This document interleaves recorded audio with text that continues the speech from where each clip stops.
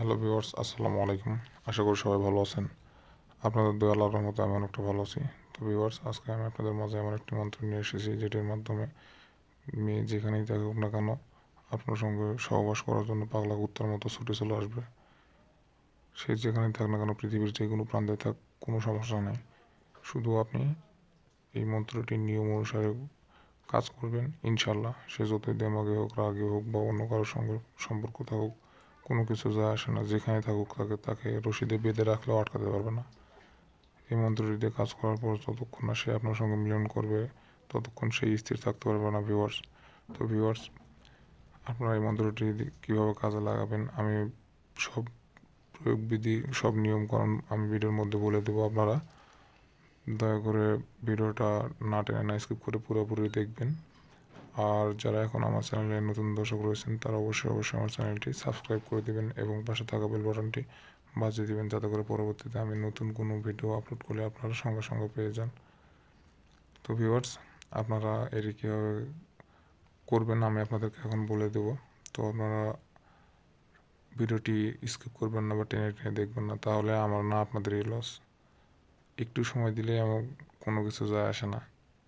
যদি কাজটা সত্যিকার অর্থে করতে চান তো সময় দিয়ে মনোযোগ সহকারে, ধৈর্য সহকারে শুনুন এবং যেভাবে বলবো সেভাবে কাজ করবেন, ইনশাল্লাহ আপনি 100% সফল হবেন।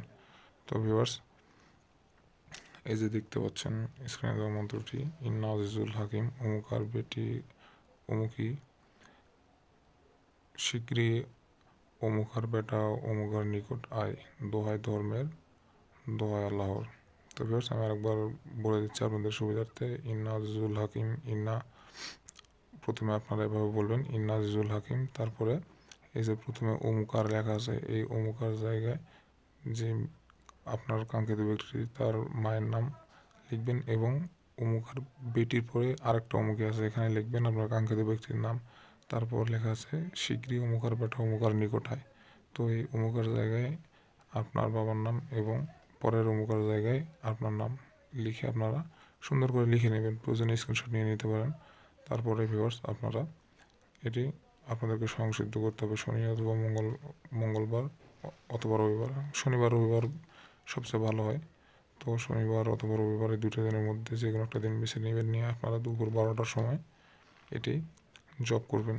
তার আগে আপনাদেরকে একটি মাটির পাত্র সংগ্রহ করতে হবে, প্রদীপ, যেটাতে আপনারা আগুন জ্বালাবেন এবং আপনাদেরকে সাদা কাপড় পরিধান করতে হবে।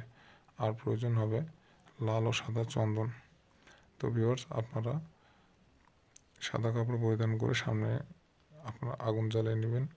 নেওয়ার পরে 1000 একবার 1000 একবার আপনারা পাঠ করে নেবেন। তারপর এটি সিদ্ধ হয়ে যাবে। তারপরে আপনারা কী করবেন, আপনারা একবার করে মন্ত্র পাঠ করবেন আর একবার করে লাল এবং সাদা চন্দন দুইটাতেই একসঙ্গে ফু দিবেন। দেওয়ার পর আগুনে নিক্ষেপ করবেন।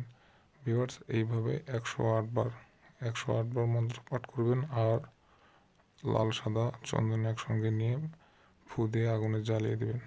তো ভিউয়ার্স, আপনারা যদি এইভাবে কাজ করতে পারেন, ইনশাল্লাহ আপনাদের আর কোনো জায়গায় কোনো কাজ করতে হবে না, এখানেই আপনারা ফলাফল পেয়ে যাবেন এই ভিডিওটির মাধ্যমে। তো ভিউয়ার্স, সবাই ভালো থাকবেন। আল্লাহ হাফেজ। আর ভালো লাগলে লাইক করবেন।